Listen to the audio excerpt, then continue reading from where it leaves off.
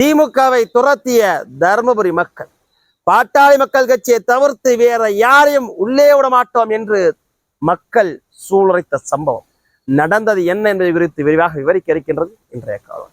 பேரன்பிற்குரிய தோப்பில் கொடுத்த தமிழ் உறவுகளுக்கு வணக்கம். நான் உங்க வேலமுருகன். பார்த்து கொண்டிருக்கக்கூடிய பார்வையாளர்கள் சேனலை சப்ஸ்கிரைப் செய்தும் பெல் ஐகானை கிளிக் செய்தும் ஆதரவு தரும்படி கேட்டுக்கொள்கிறேன்.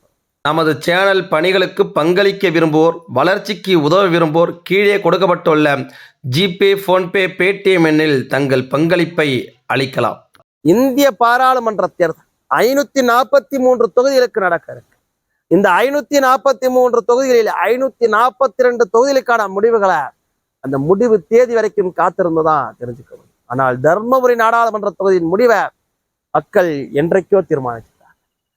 தர்மபுரி நாடாளுமன்ற தொகுதியில் பல லட்சம் வாக்குகள் வித்தியாசத்தில் பாட்டாளி மக்கள் கட்சியின் வெற்றி பெறுவது உறுதி என்பதை நிரூபிக்கும் வண்ணம் திமுகவினரை கதற விட்டிருக்கிறாங்க தர்மபுரி மக்கள். திமுக கூட்டணி பேச்சுவார்த்தைகள்லாம் முடிஞ்சு தொகுதிகள்லாம் பிரிச்சு கொடுத்த உடனே முதல் வேலையா முதலமைச்சர் மு.க.ஸ்டாலின் தர்மபுரிக்கு பறந்து போயிருக்கிறார். ஏன் இத்தனை தொகுதிகள்லாம் இருக்கிறத கடந்து தர்மபுரிக்கு போக வேண்டிய காரணம் என்ன? ஏன்னா அவருக்கும் தெரியும், தர்மபுரியில நம்ம என்ன குட்டிக்காரன் அடிச்சாலும் சரி பாட்டாளி மக்கள் கட்சியை வீழ்த்த முடியாது.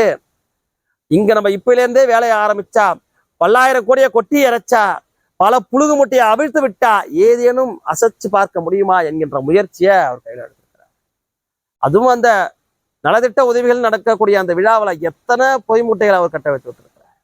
அதற்கு முன்பாக இந்த கூட்டத்துக்கு முதலமைச்சரே கலந்துக்கிறார் இல்லையா? அந்த கூட்டத்துக்கு பல அமைச்சர்கள், பெருவாரியான அமைச்சர்கள் கலந்துருக்கிறாங்க. 10க்கும் மேற்பட்ட சட்டமன்ற உறுப்பினர்கள்லாம் கலந்துருக்கிறாங்க. இந்த கூட்டத்துக்கு ஆள் திரட்டி இருக்கிறாங்க திமுகவை சார்ந்தவர்.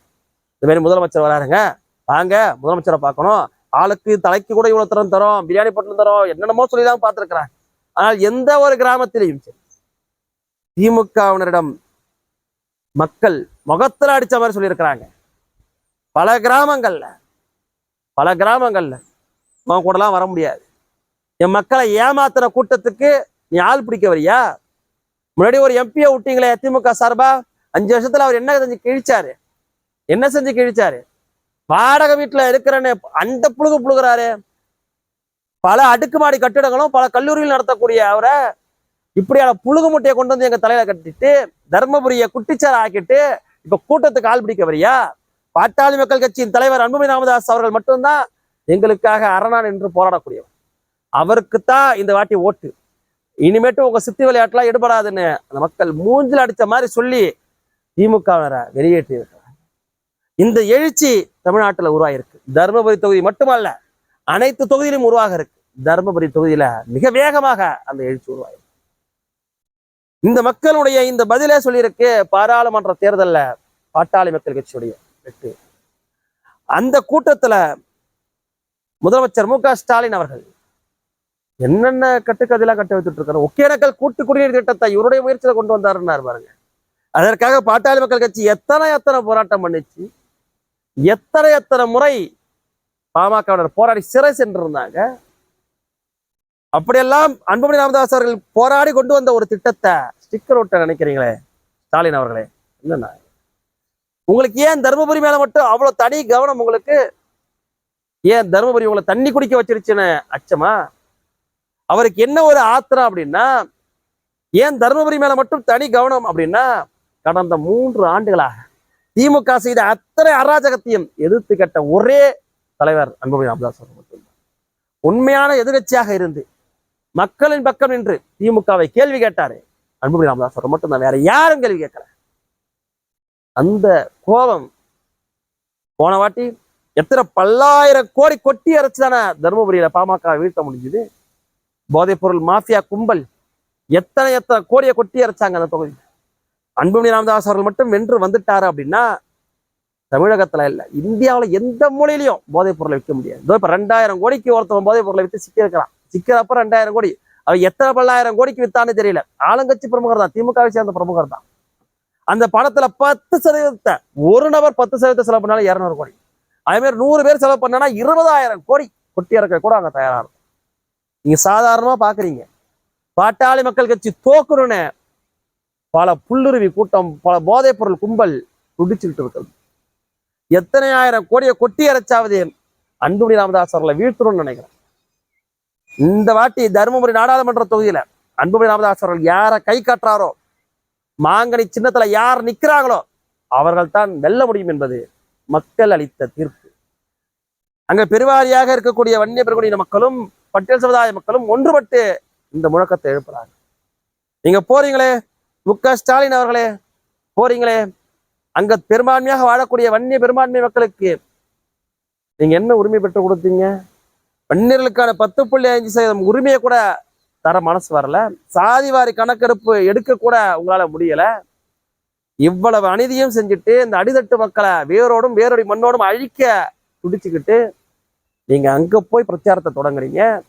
அரசு விழா என்கின்ற போர்வையில எத்தனை அமைச்சர்கள் இன்னைக்கு முன்வரிசையில எதை உணர்த்துது? தருமபுரி நாடாளுமன்ற தொகுதியில திமுக பல அமைச்சர்களை இறக்கி 10,000 கோடியை இறக்கி பாமக வீழ்த்த முயற்சிக்குது என்பதை பட்டவர்த்தனமா இந்த முறை எத்தனை ஆயிரம் கோடியை கொட்டி இறைச்சாலும் சரி, எத்தனை புழுகு மூட்டையை அவிழ்த்து விட்டாலும் சரி, நீங்க யாரை கொண்டு வந்து தேர்தல் பொறுப்பாளராக நியமிச்சாலும் சரி, திமுகவை தோற்கடிப்பது என்பது எழுதப்பட்டு 1,00,000 வாக்குகள் வித்தியாசத்துல நிச்சயமாக திமுக அங்க தோல்வியுறும். போன வாட்டி ஒருத்தரை எம்பின்னு கொண்டு வந்து நிறுத்துனீங்க. அவர் என்ன பண்ணாரு? போய் அங்கேயும் போட்டோ பிடிச்சிக்கிட்டு வீடியோ எடுத்துக்கிட்டு சீன் போட்டு இருந்தார். அதை கடந்து மக்களுக்காக ஏதாவது பண்ணாரா? மக்கள் நலனுக்காக ஏதாவது பண்ணாரா? அப்படியே பச்சை புழுகு புழுனாரு. பச்சை புழுகு. போன வாட்டி கேட்டா நானும் கவுண்டர் தானேன்னுவாரு, இந்த வாட்டி கேட்டா நான் சாதிக்கு இதெல்லாம் எனக்கு கிடையாதுன்னுவாரு, திரும்பி இப்ப சாதி சொல்லிப்பாரு. வாடகை வீட்டுல இருக்கிறாரான்னு ஏழ்மையானவரா? ஏன்னா எத்தனை கல்லூரி வச்சிருக்கிறாரு, எத்தனை மால் வச்சிருக்கிறாரு, எத்தனை தியேட்டர் வச்சிருக்கிறாரு. அவர் வாடகை வீட்டுல இருக்கிறாருன்னு நீங்களே ஒரு உடான்ஸ். ஏன் இப்படி ஒரு நடிப்பு நடிக்கணும்? இயல்பா இருந்துட்டு போங்களா? உண்மையை பேசி வாக்கு சேகரிங்க, அதுதானங்க நியாயமா இருக்கும். தர்மபுரி மேல நீங்கள் செலுத்தக்கூடிய கவனத்திற்கு முக்கியமா நன்றி. நாங்க நன்றி சொல்லிக்கிறோம், அதுல எந்த மாற்று கருத்தும் கிடையாது. ஏன்னா எங்களுடைய வெற்றி என்பது சாதாரணமாக இருக்கக்கூடாது. எங்களுடைய வெற்றி என்பது வரலாற்று வெற்றியா இருக்கணும். அங்க முதலமைச்சர் தனி கவனம் செலுத்துறாரே தர்மபுரி மேல, மு.க.ஸ்டாலின் அவர்கள் இந்த தனி கவனத்தை ஏன் இந்த வன்னிய மக்கள் மீது செலுத்த மாட்டேன்றீங்க? இந்த வன்னிய மக்களுக்கான இடஒதுக்கீட்டை கொடுக்கறதுல செலுத்த மாட்டேன்றீங்க? இந்த வன்னிய மக்களுக்கான உரிமையை நிலைநாட்டுவதில் செலுத்த மாட்டேன்றீங்க? அனைத்து சமுதாய மக்களுக்கும் சமூக நீதி வழங்குறதுக்கு சாதிவாரி கணக்கெடுப்பு நடத்தல செலுத்த மாட்டேன்றீங்க?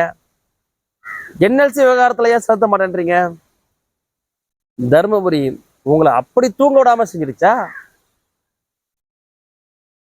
பணத்தை வச்சு மக்களை விலைக்கு வாங்கிடலாம் என்கின்ற எண்ணம் இந்த வாட்டி நிச்சயமாக எடுபடாது. உங்களுடைய திட்டம், திமுகவுடைய திட்டம் தவிடுபடியாக்கப்படும். வருகின்ற நாடாளுமன்ற தேர்தலில் பாமக அமைக்கக்கூடிய கூட்டணி, பாமக இடம்பெறக்கூடிய கூட்டணி வெற்றி கூட்டணியாக பல தொகுதிகளில் வெற்றியாக சூடி திமுகவிற்கு சவுக்கடி கொடுக்கக்கூடிய தேர்தலாக அந்த தேர்தல் அமையும். நீங்க பாருங்க, இயல்பா பாருங்க.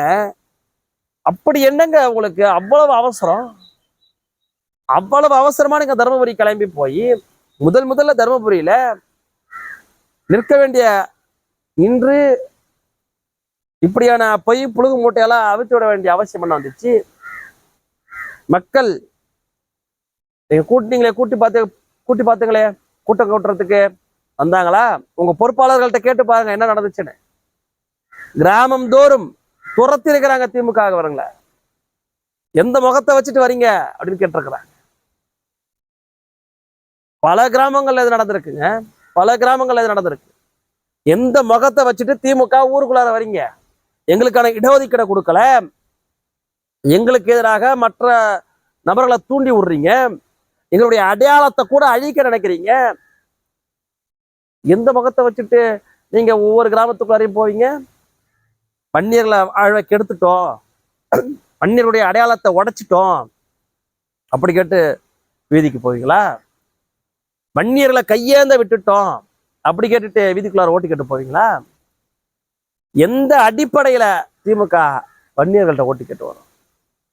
நீங்க தருமபுரிக்கு என்ன செஞ்சாரு உங்க எம்பி? எந்த அடிப்படையில் அவர் வருவாரு? இதேனும் ஒரு சாதனை, ஒரு திட்டம் எல்லாம் அன்புமணி ராமதாஸ் அவர்கள் போராடி கொண்டு வந்தது. நீங்க மக்கள் தோல்வியே கொடுத்தாலும் பரவாயில்ல, என் மக்கள் யாது, என் மக்களை இன்னொருத்த ஏமாத்த முயற்சிக்கிறானே, தடுத்து நிறுத்த வேண்டாமா? என் மக்களுக்கு நான் தானே தொடர் இருக்கவேனே. வந்து நின்றவர்தா தலைவர். காவேரி கூட்டு குடிநீர் திட்டம், ஒகேனக்கல் கூட்டு குடிநீர் திட்டம்னு எத்தனை திட்டங்கள், எத்தனை திட்டங்களுக்கு அடித்தளமிட்டவர் அன்புமணி ராமதாஸ் அவர். தர்மபுரி வளர்ச்சி பாதையில கொண்டு சென்றவர் அன்புமணி ராமதாஸ் அவர். அப்பேற்பட்ட தொகுதியில பாட்டாளி மக்கள் கட்சியினுடைய கோட்டையில போய் நின்றுகிட்டு நீங்க பாட்டாளி மக்கள் கட்சி கொண்டு வந்த திட்டத்தை எல்லாம் நீங்கள் கொண்டு வந்தது போல சொல்ல முயற்சிக்கிறீங்க அப்படின்னா மக்கள் எப்படி ஏத்துப்பாங்க?